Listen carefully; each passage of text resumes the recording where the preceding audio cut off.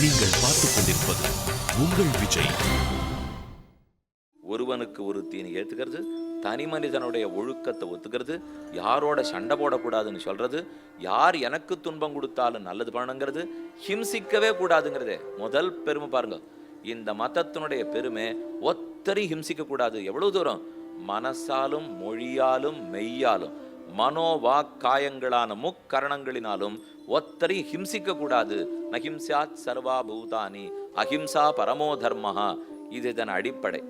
நீ அப்படி ஹிம்சித்தாலும் நீ தாங்கிக்கோ. ஏதானு தப்பு நடந்தா உன்னுடைய குற்றம்னு எடுத்துக்கொள்.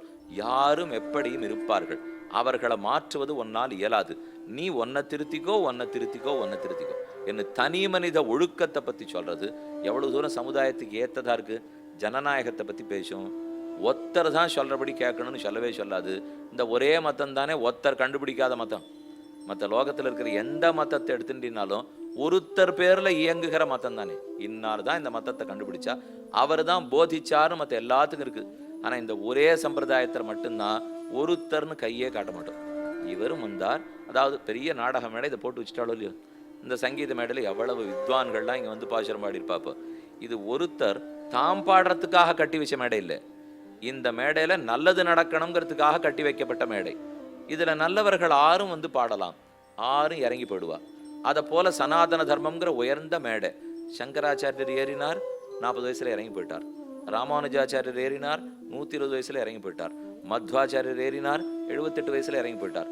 இன்னைக்கு யாரும் ஏறலாம், இன்னைக்கு யாரும் இறங்கலாம். ஆனா ஒத்தர் கூட இது எம் மேடைன்னு சொல்ல முடியாது. இது யாரோட மேடைன்னா அது பகவானுடைய மேடை சுவாமி. அந்த மேடையில வந்து எங்களை ஒரு நல்ல காரியம் பண்ண சொன்னா நாங்க பண்ணிட்டு வந்தோம். நாங்க கண்டுபிடிக்கவே இல்லை, இருக்கிற மேடையை நல்லத்துக்கு உபயோகப்படுத்தினோம். அப்படித்தான் இந்த சனாதன தர்மத்தில் இத்தனை நாள் சொல்லியிருக்காளே தவிர, ஒரு மனுஷன் கண்டுபிடிச்சார், அவர் எழுதி வச்சிருக்கார், அவர் தன்னுடைய அனுபவத்தால கண்டுபிடிச்சதா இது. மற்ற எல்லாரும் தாங்கள் ஒண்ணு அனுபவிக்கிறார், அந்த அனுபவத்தை எழுதி வச்சு மற்ற பேருக்கும் பின்பற்றுக்கோங்கிறா. இங்க அப்படி அல்ல. ஏற்கனவே இருக்கிற உயர்ந்தத்தை நானும் அனுபவிச்சேன், உங்களுக்கு சொல்றேன். சனாதன தர்மத்தில் இல்லை. நானும் அனுபவிச்சேன் உங்களுக்கு சொல்றேன். ஒரு உம்முல தான் இன்னும் ஊசலாடிட்டு இருக்குது. நானும் அனுபவிச்சேன்னு தான் இத்தனை ஆச்சாரியால சொல்றாளே தவிர, நான் அனுபவித்தேன்னு சொல்ல மாட்டான். என்ன நான் அனுபவித்தேன்னுட்டா முன்னாடி இல்லைன்னு ஆகும். முன்னாடி இல்லைன்னா பழமையே போயிடும்.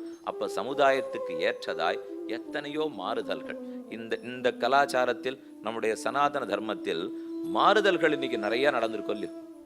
அன்னைக்கு 50 வருஷத்துக்கு முன்னாடி இருந்த மாதிரி இப்படி இருக்குமா, 100 வருஷத்துக்கு முன்னாடி இருந்த மாதிரி இப்படி இருக்குமா அப்படின்னா, அவன் அது சனாதன தர்மத்தை புஸ்தகத்தை எல்லாரும் மாத்தி விட்டா சுவாமி.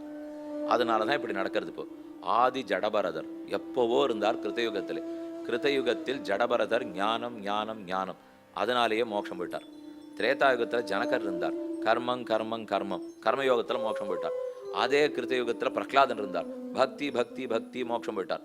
கர்மயோகத்தால மோட்சம் போனவா உண்டு, ஞான யோகத்தால போனவா உண்டு, அதே போல பக்தி யோகத்துல போனவா உண்டு. யுகத்துக்கு யுகம் மாறுறது. இப்போ முதல் யுகத்திலே திரேதா தியான மார்க்கத்தால மோட்சத்துக்கு போகலாம். முதல் யுகமான கிருத்தயுகம், கிருத்தயுகமா இருந்தா தியானம் பண்ணி மோட்சத்துக்கு போ. அப்புறம் அடுத்த மார்க்கம் யஜன் யஜ்ஞைஹி திரேதாயாம். முதல் யுகத்திலே தியான மார்க்கத்தாலே தியாயன் கிருதே, யஜன் யஜ்ஞைஹி திரேதாயாம் துவாபரே அர்ச்சயன் யதாப்னோதி ததாப்னோதி கலௌ சங்கீர்த்திய கேசவம். முதல் யுகத்துல தான மார்க்கத்தால் மோட்சத்துக்கு போ. அடுத்த யுகத்தில் யாக யஜ்யங்களை பண்ணி மோட்சத்துக்கு போகலாம். மூணாவது யுகத்தில் அர்ச்சனை யஜன மார்க்கத்தால மோட்சத்துக்கு போகலாம். நாலாவது யுகத்தில் நாம சங்கீர்த்தனத்தால மோட்சத்துக்கு போகலாம். 4 யுகத்தையும் பார்க்கறது மற்ற எந்த மதமான 4ன்னு சொல்லுமா? இப்ப இருக்கிறத பத்தி பேசும். போன பிறவி எதுனான்னு சொல்லாது. இதுக்கு ஒரு லட்சம் முன்னாடி என்னவா இருந்தது உலகம் பேசாது. லட்சம் வருஷம் கழிச்சு எப்படி இருக்க போறது சொல்லாது. ஆனா இங்க பாருங்க, இதோ 4,32,000 வருஷம். இது எனக்கு எத்தனையோ காலமா எத்தனையோ நடந்திருக்கலாமோ இல்லையோ. எனக்கு தெரிஞ்ச 5,000 10,000 நான் ஒரு தேதி குத்த முடியுமா? எத்தனையோ காலமா இருக்கலாம். அப்ப அந்த காலப்போக்கில் மக்கள் எப்படி க்ஷீண தசை அடைகிறா, அவ ஸ்ரத்தை எப்படி குறையிறது, ஞானம் குறையிறது. அதனால முதல் யுகத்துல நல்ல ஞானிகளா இருப்பா, ஸ்ரத்தாளுக்களா இருப்பா. அவ தியானத்தால போட்டோம், அடுத்ததுல ஸ்ரத்த குறை இதால போட்டோம். அப்ப சமுதாயத்துக்கு தகுந்து எப்படி மாத்தின்றே வந்திருக்கு பாருங்க. அதால மாத்திக்க முடியறது. ஆனா என்ன நாம தப்பா புரிஞ்சுட்டு இருக்கோம்னா, சனாதன தர்மம் தான் தன்னை மாத்திக்காதுன்னு குற்றம் சொல்லிட்டு இருக்கோம். உண்மையில பார்த்தா சனாதன தர்மம் தான் அனைத்துக்கும் இடம் கொடுக்கறது. நீ தியான மார்க்கத்தால மோட்சத்துக்கு போகலாம், யாக யஜ்ஞத்தால முக்தி அடையலாம். அதே மூணாவது அர்ச்சன மார்க்கத்தால போகலாம், நாம சங்கீர்த்தனம் பண்ணிட்டே மோட்சத்துக்கு போகலாம். எப்பப்படி நாம குறைச்சுன்னு போறோமோ அப்பப்படி அதுவும் தன்னை மாத்திக்கிறது இல்லையோ. மற்ற எந்த மதம் இதை போல மாத்திக்கும்? ஆனா நாம சொல்றது இதுதான். ரொம்ப இவர்கள் எல்லாருமே அடிப்படைவாதிகள் சுவாமி. ஒன்னையும் மாத்திக்க மாட்டார்னா எதை மாத்திக்க மாட்டோம் தெரியுமா? சற்று நீங்க யோசிச்சு பார்த்தீங்கன்னா புரிஞ்சிடும். இவனுக்கு இதை பண்ணி, இந்த யுகத்துல இதை பண்ணி, இந்த யுகத்துல இதை பண்ணி, இந்த யுகத்துல இதை பண்ணு. என்ன அந்தந்த யுகத்துல யார் யார் எத்தத்தை பண்ணணுமோ விதிச்சு கொடுத்து சாஸ்திரம் என்பதை மாத்திக்க மாட்டோம்னு சொல்றோம். இந்த சனாதன தர்மத்துல மாத்திக்க மாட்டோம்னு எதை சொல்றோம்? கிருதயுகத்துக்கு மட்டும் வேதம் சொல்லியிருந்து திரேதா துவாபர கலியுகத்துக்கு வேண்டிய மருந்தையே அது கொடுக்காமல் போயிருந்தால், ஐயோ நாங்க எப்படி இப்ப கலியுகத்துல வாழ்வோம்னு சொல்லலாம். நாளுக்கும் சேர்த்து அது மருந்தை கொடுத்த பிற்பாடு அப்ப அதை நான் ஏன் மாத்தணும்? இப்போ எனக்கும் வச்சிருக்கு, என் பேரனுக்கும் கதை சொல்லியிருக்கு, என் பெப்பேரனுக்கும் கதை சொல்லியிருக்கு. இத்தனை பேருக்கு அது கதை சொன்ன பிற்பாடு நான் ஏன் வேதத்தை மாத்தணும்? அவசியம் இல்லையே. ஏதோ ஒரு புத்தகம் எனக்கு மட்டும்னு சொல்லி அடுத்த 10 வருஷத்துல அந்த புஸ்தகத்துல விஷயமே இல்லைன்னால் அப்ப நான் மாற்ற வேண்டும். ஒரு நூல் அனைத்து காலத்துக்காகவும், திரிகாலத்துக்கும், பூத வர்த்தமான பவிஷ்ய முக்காலத்துக்கும் என்ன மருந்துங்கிறத சொல்லி வச்சிருந்தால் அப்ப நான் கவலைப்பட வேண்டிய தேவையே கிடையாது. அப்ப சமுதாயத்தின்படி அனைத்து மாறுதல்களையும் ஏற்றுக்கொள்ளும். சாதிகளை பத்தி என்ன சொல்றது, பெண்கள் உயர்வை பத்தி என்ன சொல்றது, அரசியலை பத்தி என்ன சொல்றது, நாம் எப்படி சத்வரஜோ குணம் தமோ குணம் ஆகார நியமத்தை பத்தி என்ன சொல்வது, இது இத்தனையுமே வேதத்தில் இருக்கும் இல்லையோ. அப்ப சமுதாய ரீதியா பார்த்தாலும் நாளுக்கு தகுந்து காலத்துக்கு தகுந்து தன்னை மாத்திக்க தெரியும். அதே நடுவர் இப்ப முதல்ல அறிவுபூர்வமா நிரூபிக்க முடியும்னு பார்த்தாலும் நிரூபிக்க முடியும். பழமையானதுன்னு பார்த்தாலும் சரித்திரப்படி வரலாற்றுப்படி நிரூபிக்க முடியும். அப்ப வரலாற்று கோணத்துல சனாதன தர்மம் புரிஞ்சுக்கணும் எவ்வளவு உயர்ந்ததுன்னு. என்னால வாத பிரதிவாதங்களை கொண்டு நிர்ணயிக்க முடியும், நிரூபிக்க முடியும். இந்த 2வது கோணத்திலேருந்தும் புரிஞ்சுக்கணும். சமுதாய இயல்கிற கோணத்திலேருந்தும் புரிஞ்சுக்கணும். இந்த 3 கோணத்திலையும் சனாதன தர்மம் இவ்வளவு வசத்தியா இருக்கிறச்சே நான் ஏன் என்னமோ பலகீனமா இருக்கேன்னு சொல்லியிருந்தோம்னா நாம பலகீனமா முதல்ல நினைக்கவே கூடாது. நம்ம பலசாலிகளா தான் இருக்கோம். இன்னொன்னு சனாதன தர்மம் அடுத்து என்ன தெரியுமா சொல்லும்? பலசாலிகள்னு சொல்லாதே, ஒருத்தர் தான் பலசாலி, பகவான் தான் பலசாலி. பலமா இருக்கிறவா பலம் இல்லாதவர்களை நலியக்கூடாது. பலசாலிகள் பலகீனால உதைக்க கூடாது, வெட்டக்கூடாது, ஒன்றும் பண்ணக்கூடாதுங்கிறது சனாதன தர்மம். அப்படின்னா நான் பலசாலின்னு சொல்லிக்கிறத கூட அது ஒத்துக்காது. ஏன்னா தனி மனுஷன் பலசாலியா இருந்து என்ன லாபம்? இப்போ அவனவன் கர்மத்தை தொலைத்து கொள்ள பாடுபட்டால் போதுமானது. இந்த பல கோணங்கள்ல நாம பார்க்கணுங்கிறதை தயவுசெய்து நன்னு மனசுல. இப்போ ஒரு நிமிஷத்துல 1 மணி நேரம்லாம் ஒன்றும் இல்லை. இப்போ இது எப்படி தனி மனுஷனா நம்ம முன்னேறலாம்? நாம ஒத்தொத்தரும் முன்னேற முடியுமா? கூட்டா என்ன செய்யலான்னு பார்க்கறத விட்டுட்டு நான் தனித்து என்ன செய்யலாம்? ஆனா நீங்க அப்ப கூடவே கூடாதுங்கிறார்னா தனித்து தனித்து முன்னேறி கொண்டிருப்பவர்கள் கூட வேண்டும். அதுதான் உயர்ந்ததே தவிர தனித்து யோசிக்காதவர்கள், தனித்து தானா ஒரு முயற்சியை எடுக்காதவர்கள் கூட்டமா இருந்தா அந்த கூட்டத்தினால லாபமே கிடையாது. அதனாலதான் லாபம் அடைய மாட்டேங்கிறோம். நீங்கள் பார்த்துக் கொண்டிருப்பது உங்கள் விஜய். இப்ப ஒரு மனுஷனும் சனாதன தர்ம கொள்கையின்படி இருக்கார். ஏதோ ஒரு சின்ன தர்மத்தை எடுத்துட்டு இருக்கார். கண்ணன் சொல்றாரு சொல்பமப்யஸ்ய தர்மஸ்ய, நான் சொல்லியிருக்கிற தர்மத்தினுடைய சிறு பகுதியானும் பண்ணு, திராயத்தே மகதோ பயாத். அவர் சொல்றதான் ரொம்ப ஆச்சரியம். ஒரு வண்டி சக்கரம் காத்து போயிடுத்துன்னா அதை சுற்றுவாள் இல்லையோ, அது ஒரு சக்கரம் வச்சுருக்கோம். அதை மெதுவாக சுற்றினா அவ்வளோ பாரமான வண்டி ஏறுறது. நாம் கையால் வண்டியை தூக்கி சக்கரத்தை மாற்றுறதுங்கிறது நடக்க போகிறதா? அப்போ சின்ன ஒரு உருளையை வச்சு இப்படி சுற்றினோம்னால் அவ்வளவு பெரிய வண்டி ஏறுறது இல்லையோ. அதே போல இப்போ கண்ணன் சொல்கிறார் ஸ்வல்பமப்யஸ்ய தர்மஸ்ய, இந்த சனாதன தர்மத்தின் சிறு பகுதியை நீ பண்ணு. ஆனா அந்த சின்ன சக்கரத்தை வச்சு நீ சுத்த திராயத்தே மகதோ பயாத், அது பெரும் பயமாகிற சம்சாரத்திலேருந்தே ஒன்னை விடுவிச்சிடும். நீ சின்னதா பண்ணு, சின்ன பயம் போகும்னு அவர் சொல்லலை. ஏன்னா நான் இப்போ இந்த உருளையை வச்சு சின்னதா சுத்த அந்த சக்கரம் மட்டும் தூக்கிக்கும்னா வண்டியில நான் என்ன பண்ண முடியும்? நான் பண்றது சின்னதா இருக்கணும், ஆனா பெரிய வண்டி தூக்கப்படணும். அதை போல சின்னதான ஒன்றை நாம செய்தா கூட பகவான் திருப்தி படுறார். அந்தந்த மனுஷன் அதை பண்றாரா?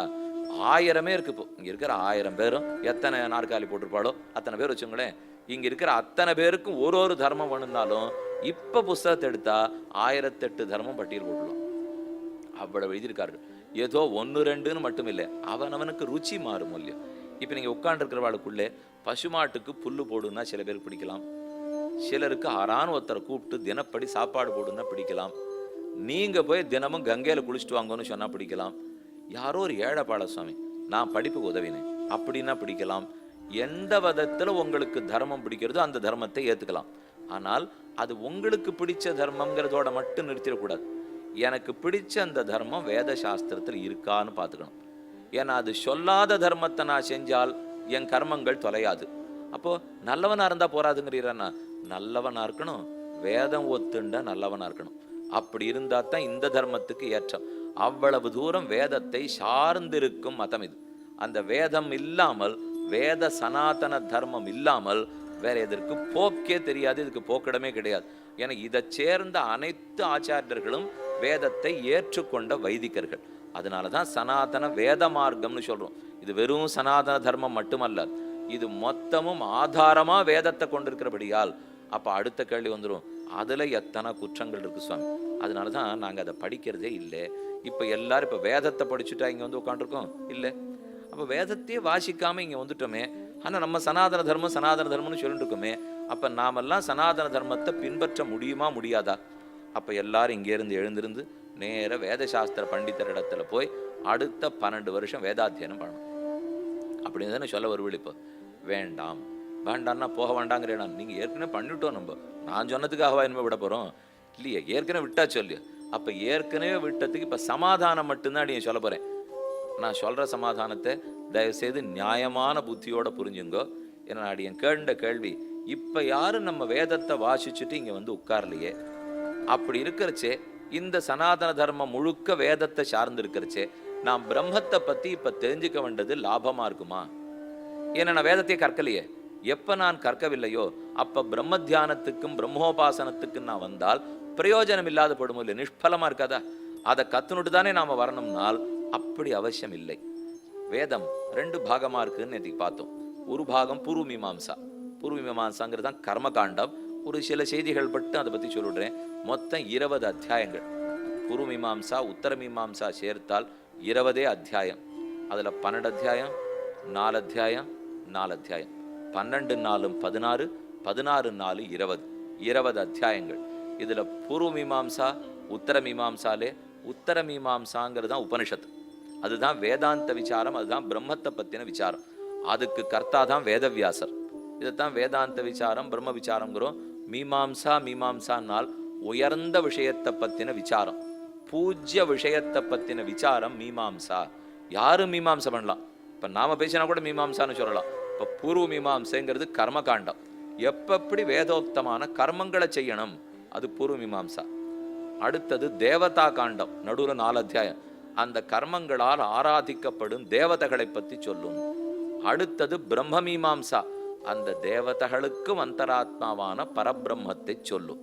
இப்படி 12 4 4 பூர்வ மீமாம்சா, கர்ம மீமாம்சா, தேவதா மீமாம்சா, பிரம்ம மீமாம்சா. இந்த 16 பூர்வ மீமாம்சான்னு வச்சுங்கோ, உத்தர மீமாம்சான்னு 4 வச்சுங்கோ. இந்த 2 சேர்த்து ஜெய்மினியேன ஷோடசலக்ஷணேனன்னு சொல்லுவார்கள். ஜெய்மினி முதல் 16 எழுதினார். அதுல சற்றே மாறுபட்ட கருத்து இருந்தாலும் அப்படின்னு வச்சுப்போம். ஜெய்மினி 16. அதுக்கப்புறம் வேதாந்தத்துக்குன்னு பிறந்தவர் வேதவியாசர், அவர் 4 எழுதினார். இந்த 2 சேர்த்து தான் 20 அத்தியாயங்கள். பூர்வ மீமாம்சையும் உத்தர மீமாம்சையும். இந்த மீமாம்சையை நாம கற்கணும். இப்ப உத்தர மீமாம்சைங்கிறதான வேதாந்தம். வேதாந்தத்தினுடைய முதல் சூத்திரம் பார்ப்போம். பிரம்மசூத்திரம்னு கேள்விப்படுறீங்களே, ரொம்ப ஆச்சரியமான நூல். அதைத்தான் வேதவியாசர் பகவத் பாதராயணர் எழுதினார். பிரம்மசூத்திரத்தினுடைய முதல் சூத்திரம் அதாதோ பிரம்ம ஜிக்ஞாசா. அத பிரம்ம ஜிக்ஞாசா, பிற்பாடு ஆகையால் பிரம்மத்தை விசாரிக்க வந்தான். இந்த முதல் சூத்திரம் பிரம்மசூத்திரத்துல. பிற்பாடு வந்தான், ஆகையால் வந்தான், பிரம்ம விசாரத்துக்கு வந்தான். எதுக்கு பின்னாடி வந்தார், எதனால வந்தார்? இப்ப நான் வந்து உட்காந்துலாமா, இப்ப ஆரம்பிக்கலாமா, பிரம்ம விசாரம் தொடங்கலாமான்னா இல்லை. கர்ம விசாரம் முழுக்க பண்ணிட்டு கர்மத்தை நன்னா அனுஷ்டிச்சுட்டு அதுக்கு அப்புறம்தான் பிரம்ம விசாரத்துக்கு நீ வரணும். இதைத்தான் வேதவியாசர் எதிர்பார்க்கிறார். மொத்த வேதத்தையும் அதிகரிக்கணும், அதீத சாங்க சசிரஸ்கமா கத்துக்கணும். வேதத்தை அங்கங்களோடும் உபாங்கங்களோடும் கற்று மட்டும் இல்லை, கற்று கர்மங்கள் அத்தனையும் செஞ்சு அதனால அதிகாரத்தை சம்பாதிச்சுன்னுட்டு அதற்கு மேல பிரம்ம விசாரத்துக்கு வரணும். அப்பதான் பிரம்மம் புரியும், அப்பதான் நீ உபாசனம் பண்ண முடியும். அப்ப உபாசனத்துக்கு தேவையான யோக்கியத்தை சம்ஸ்காரத்தை பூர்வ மீமாம்சையில் இருக்கிற சில பாகங்களால் கற்றுக்கொள் என்னுதான் வேதவியாசர் சொல்றார். அப்படின்னால் இப்ப நம்ம பிரம்ம விசாரத்துக்கு உபாசனத்துக்கு வர முடியுமான்னு சற்றே யோசிச்சு பார்ப்போம். பூர்வ மீமாம்சா விசாரத்துக்கே நம்ம போல, வேதத்தையே கற்கலை, அதன்படி அனுஷ்டானம் பண்ணவும் இல்லை, எந்த கர்மமும் என்ன பண்ணுங்கிறது நமக்கு தெரியாது, யாகம் இல்லை யஜ்யம் இல்லை, எதை பண்ண தெரியாது. அப்படின்னா அதற்குரிய சம்ஸ்காரங்கள்லாம் இப்போ எடுத்தோம் இல்லையோ. அப்போ அந்த சம்ஸ்காரமே வரலேன்னுட்டால், அந்த யோக்கியத்தையே இல்லைன்னுட்டா நான் பிரம்மோபாசனத்துக்கு வரவே முடியாதோ இல்லையோ. நம்ம எல்லாரும் இப்போ நேர பிரம்மத்தை பற்றி கேட்க வந்துட்டோம். சரணாகதி மார்க்கம்னா என்னன்னு தெரிஞ்சுட்டோம். கண்ணனே உன் திருவடிகளே சரணம், இறைவா நீதாராய் பறை அப்படிங்கிற பாசுரத்தை சொன்னோம். கண்ணன் தரேன்னுட்டார், ரொம்ப நிம்மதியாக இருக்கும்.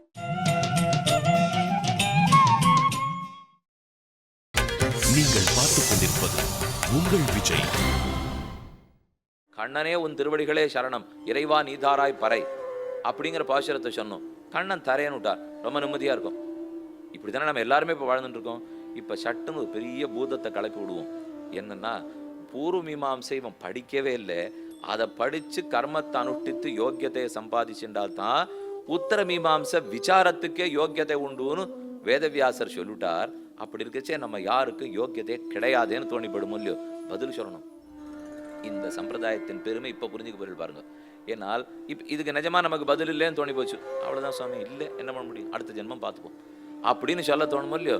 பார்த்துக்கவே வேண்டாம். இப்பவும் நீ பிரம்ம விசாரம் பண்ண வரலாங்கிறது. எத்தனைக்கு எத்தனை 12 வருஷம் 15 வருஷம் கட்டப்பட்டு படிச்சுட்டு வரணுமோ அவனுக்கும் வழி சொல்லும். அது முடியலேங்கிறியா, அப்போ சுலபமாக நீ வரலாம் என்ன இவனுக்கும் சொல்லும். ஏன் சுவாமி மற்றதெல்லாம் இந்த மாதிரி சொல்ல மாட்டேங்கிறது, பெருமாள் மட்டும் இப்படி சொல்லிட்டே இருக்காரு, என்ன அவர் தான் தாய் தந்தை, அப்போ அவர் விட்டு கொடுத்து தான் ஆகணும். மற்ற பேர் என்ன பெத்தவா இல்லையே. என் பெத்தவனா இருந்தா தான் நான் எத்தனை தப்பு பண்ணாலும் ஏத்துண்டு சரி சரின்னு ஒத்துக்கணுமே தவிர, என்ன ஒருத்தர் பெறலேன்னு சொன்னா பண்ணா காசு, இல்லைன்னா போயிட்டு வரணும் போறார். நம்ம வேலை செஞ்சோன்னா கூலி கொடுப்பார், வேலை செய்யாத்து கூலி கொடுக்கறது அம்மா ஒத்தி தான் கொடுப்பாள், வேற யாரும் கொடுக்க மாட்டான். அப்ப எவ்வுயிருக்கும் தாயிருக்கும் வண்ணமா பகவான் இருக்கிறதுனால் எத்தனை குறைச்சும் சரி சரி சரி வரட்டும், யாரேனும் வரட்டும்னு தான் குறைச்சின்னு வர்றார். அதனாலதான் யுகந்தோறும் என்னென்ன தர்மமோ மாத்தறார், ஒத்துக்கிறார். யார் என்னென்ன முடியுமோ அதையே மாத்தி விடுறார். இப்போ நம்ம பார்க்க போறது இப்படி இந்த விசாரத்தை முடிச்சுட்டு தானே பிரம்ம விசாரத்துக்கு வந்திருக்கணும்னால் அதுக்கு சாஸ்திரம் பதில் சொல்றது. அதாவது அதிருஷ்ட உபகாரகத்துவம்னு ஒண்ணு, திருஷ்ட உபகாரகத்துவம்னு உண்டு, ரெண்டு உண்டு. இப்போ விரீஹீன் புரோக்ஷதி வேதம் சொல்றது. ஒருத்தர் ஒரு யாகம் பண்றாருன்னு வச்சுக்கோங்க, அதற்கு மாவால புரோடாசம் பண்ணணும். புரோடாசம்னா மாவை கலந்து அடையாட்டம் ஒரு கபாலத்தில் தட்டி, கபாலங்கிறது சட்டியை உடைச்சா கபாலம் கிடைக்கிறது சொல்லி மடக்கு, அந்த மடக்கில் மாவை வச்சு அதை அடையாட்டம் தட்டி அதை அப்படியே நெருப்பில் வச்சு வாட்டி பண்ணப்படுற ஒரு ஹவிஸ். அதுக்கு தான் புரோடாசம்னுவா. இந்த புரோடாசத்தை பண்ணுறதுக்கு மாவு வேணும் இல்லையோ, மாவு வேணுத்துங்க அரிசி குத்தணும் இல்லையோ, அரிசி வேணும்னா நெல் வேணும் இல்லையோ. அந்த நெல்லை எடுத்துன்னு வந்து விரீஹீன் புரோக்ஷதி, நெல்லுகளை புரோக்ஷிக்கிறான் என்று சொல்றது. இந்த நெல்லை புரோக்ஷித்தால்தான் அதால் செய்யப்பட்ட புரோடாசத்தினால பண்ணப்படுற யாகத்துல பலன் இவர் கிடைக்கும். இவர் அந்த நெல்லை எடுத்து புரோக்ஷிக்காம பண்ணார்னால் அப்ப யாகத்துல அந்த பலன் அவருக்கு கிடைக்காது. இதை சாஸ்திரம் சொல்றது, வேதம் சொல்றது. இப்ப இந்த புரோக்ஷணம்ங்கிற செயல் இது அதிருஷ்ட உபகாரகத்துவம்னுவா. ஏன் பாருங்க, நெல்லை புரோக்ஷிச்சுட்டு பண்ணாலும் அதே அடை தான் வரப்போகுது, நெல்லை புரோக்ஷிக்காமலே பண்ணாலும் அதே அடை தான் வரப்போகுது. அப்போ எதுக்கு சுவாமி இது புரோக்ஷத்தினால லாபம்? இப்போ நான் புரோக்ஷிச்சேன், நல்லா தண்ணீரை தெளித்தேன், அது நெல்லை தெளிச்சுட்டதுனால அடை நன்னா இட போகிறது தானே. அப்போ என்ன அர்த்தம்னா, நெல்லை தெளிக்கணும்னு வேதம் சொல்லியிருக்கு, நான் அந்த காரியத்தை ஒழுங்காக பண்ணேன். அது போல் பல காரியங்கள் உண்டு. ஒரு பசுமாட்டு நடத்துல பால் கறந்து யாகத்துக்கு கொண்டு வரணும் அப்படின்னா அந்த பசுவை எப்படி கூட்டின்னு வரணும், அதுக்கு தர்ப்பத்தை எடுக்கணும், அதுக்கு எங்கே கயிறு போடணும், எப்படி வலிக்காத கயிறு போடணும், அந்த கயத்தை தர்ப்பத்தோட சேர்த்து எப்படி பிடிச்சிக்கணும், அதன் மாட்டின் பால் கறக்கிறதுக்கு முன்னாடி அதுக்கு என்ன பரிஷ்காரம் பண்ணணும், எந்த தேவத்தையை வேண்டிண்டு கண்ணுக்குட்டியை உங்ககிட்டேருந்து பிரிச்சேனே நீ ஒன்றும் கோச்சிக்காதே அப்படின்னு அதன் இடத்துல வேண்டிண்டு கறக்கிறதுக்கு ஆரம்பிக்கணும். இது ஒன்னொன்னும் பண்ணாதான் பசு பால் கொடுக்க போகிறது தானே. இன்னைக்கு கட்டி வச்சு ஊசியை போட்டு எடுக்கிற மாதிரி கூட பால் எடுக்கலாம், ஆனால் அப்படி எடுக்க முடியாது. ஏன்னா வேதம் இது ஒன்னொன்றுத்துக்கு மந்திரம் சொல்லியிருக்கு. இப்போ இந்த மந்திரத்தை சொல்லி சொன்னால் இவன் மனசு பண்படுற சொல்லி அவனுக்கு ஓ பசு கோமாத்தான்னு புரிஞ்சுக்கிறான், புரிந்து கொண்டு அதனிடத்துல மதிப்போடு நடக்கிறான். கோவை நன்னா நீ காப்பாத்தினியானா உனக்கு நல்லது பண்றேன்னு பகவான் சொல்றார். அப்ப அதன்படிக்கு இவன் நடந்தானோ இல்லையோ, ஈஸ்வரனுடைய உள்ளத்துல திருப்தி ஏற்படுறது. திருப்தி ஏற்பட்டுட்டு இவன் யாகத்துக்கு அவர் பலத்தை கொடுக்கிறார். ஆக நான் செய்த நெல்லுகளை புரோக்ஷித்தல் நேர யாக பலத்துக்கு அதுக்கும் சம்பந்தம் கிடையாது. நான் நெல்லை புரோக்ஷித்ததுனால பகவானுக்கு திருப்தி, பகவான் என் யாகத்தினுடைய பலத்தை கொடுக்கிறார். அப்ப அதிருஷ்ட உபகாரகம் தானே அது. என் கண்ணால பார்க்க முடியலையே. இதை வச்சு உங்களுக்கு பல கேள்விகளுக்கு பதில் கிடைக்கணும். இப்போ ஏதோ சில விஷயங்கள்லாம் பண்ண சொல்றீங்களே எதனால்னு குழந்தைகள் கேட்டுட்டே இருக்காளோ. இப்ப நெத்தி கட்டுக்கணுங்கிறீங்களே எதுக்காக, படம் உடுத்திக்கணுங்கிறீங்களே எதுக்காக, மடிசார் கட்டிட்டு தான் நிற்கணுங்கிறீங்களே எதுக்காக, கச்சம் கட்டிக்கணுங்கிறீங்களே எதுக்காக, எல்லாம் எதற்காக கேட்டுட்டே இருக்காளோ இல்லையோ. கேட்டுட்டே இருந்தா எதற்காகனா ஒன்னொன்னுத்துக்கு அதிருஷ்ட உபகாரகத்துவம் உண்டு. யாரும் இப்ப என்ன கேட்பாள்னா திருஷ்ட உபகாரகத்துவம் இருக்கான்னு தான் மொத்த பேர் கேள்வி கேட்கிறா. ஆனா உபகாரம் பண்றதுலேயே 2 வகை உண்டு. அதிருஷ்ட உபகாரகத்துவம் எதே போல். இப்ப அதிருஷ்ட உபகாரம் உலகத்திலே சொல்றேன். அடியனுடைய பிள்ளைக்கு கல்லூரியில் ஒரு இடம் வாங்கணுங்கிறதுக்காக போயிருந்தேன். கிடைக்கவே இல்லை. அவன் நிறையா வாங்கியிருந்தா எனக்கு இடம் கிடச்சிருக்கும். ஏதோ வாங்கலை. யாரானு கிடைப்பாளா பார்ப்போம், எப்படி கஞ்சி கூத்தாடி ஒரு இடத்த வாங்கிடுவோன்னு போகிறேன். ஒத்துரும் கிடைக்கல. கடைசியில் அவர் முதல்வர் வரார், கல்லூரி முதல்வர் உள்ள வரார். அப்படி வேகமாக போகிறார். நான் அந்த வாசலில் நின்று வாயிற்காப்போன இடத்துல ஏதானு உள்ள கிடைக்குமா அப்படின்னு அவர்கிட்ட கேட்டுருந்தேன். போகிற வேகத்தில் என் முகத்தை பார்த்தார். சரி, அவர் போயிட்டார். அவரை பார்க்கணுன்னா அதெல்லாம் 10 நாளாக அவரை பார்க்கணுன்னா போங்கோ அப்படின்னு வாசலில் இருக்கவர் சொல்கிறார். என்னமோ தெரியல, திடீர்னு உள்ளேருந்து அவருக்கு அழைப்பு வந்தது. அந்த வாசலில் ஒருத்தர் பிள்ளைய வச்சு நின்றாரே, அவர் வர சொல்லுன்னார். சரின்னு உள்ளே போனேன். அமர்ந்த உடனே, யார் நீ உண்மை எங்கேயோ பார்த்தாப்பில் இருக்கேன்னார். இல்லையே, நான் உங்களை பார்த்தது கிடையாதுன்னு. இல்லை, நான் உன்னை பார்த்தாப்பில் இருக்குன்னார் அவர். எப்படின்னா, நீர் உங்கள் அப்பாவோட எப்பவானும் திருக்குடந்தைக்கு வந்திருந்தீரா அப்படின்னு கேட்டார். ஆமாம், எப்போ எனக்கு 8 வயசு இருக்கிறச்சு எங்கள் அப்பாவோட போயிருந்தேன். இவருக்கு 80 வயசு ஆகுது இப்போ இந்த முதல்வருக்கு. அவர் சொல்கிறார், உங்கள் அப்பாவோட சின்ன பிள்ளையா நீர் வரைச்சே பார்த்துருக்கேன். எத்தனையோ அர்த்தங்கள்லாம் உங்கள் அப்பாட்ட கேட்டிருக்கேன். என்ன வேணும் உமக்குன்னார். இல்லை, இந்த மாதிரி வந்திருக்கேன். பரவாயில்ல, தரேனே உனக்கு அப்படின்னு சீட் எடுத்தார், எழுதி கொடுத்தார். இப்போ நான் என்ன பண்ணத்துக்காக அவர் இடம் கொடுத்தார் எனக்கு? நான் ஒன்றுமே அவருக்கு பண்ணலை. எங்கள் அப்பா அவருக்கு பண்ணியிருக்கிறதுனால எனக்கு இடம் கிடைச்சா அது அதிருஷ்ட உபகாரகத்துவம் தானே. இது திருஷ்டமாக ஒன்றுமே இல்லை இந்த இடத்துல. எனக்கு தெரியவே தெரியும். நான் அவரை பார்த்தது கூட இல்லை, ஞாபகமே இல்லை. இது ஓரளவுக்கு உதாரணத்துக்காக சொன்னேன். இது அப்படியே நீங்கள் எடுத்துக்க வேண்டாம். அப்போ இது அதிருஷ்ட உபகாரகத்துவம்னால் அப்போ எனக்கு தெரியாத ஒரு உபகாரம் எனக்கு கிடைக்கிறது இல்லையோ. ஆனால் உபகாரம் கிடைக்கும், அது எனக்கு தெரிஞ்சு கிடைக்கல. பார்க்கப்படாத ஒன்றால் உபகாரம் கிடைத்தால் அதிருஷ்ட உபகாரம், பார்க்கப்பட்ட ஒன்றால் உபகாரம் கிடைத்தால் திருஷ்ட உபகாரம்.